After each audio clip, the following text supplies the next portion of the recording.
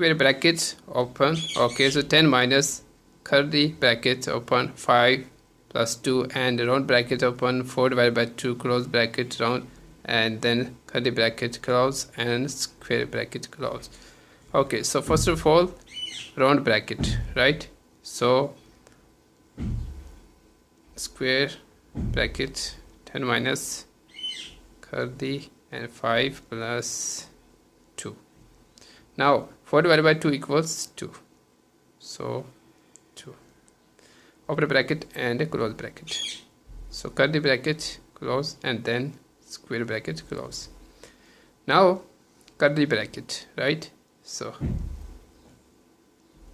okay, first so square bracket 10 minus, so here is hidden multiplier, so plus and multiply, so multiply first, right, according to parameters or board mass. So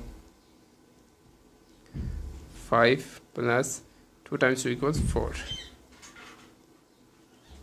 close bracket and then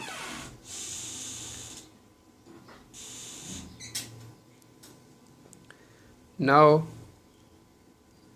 10 minus 5 times 4 equals 9, right, and then close bracket. Now 10 minus 9 equals 1, so the result is 1.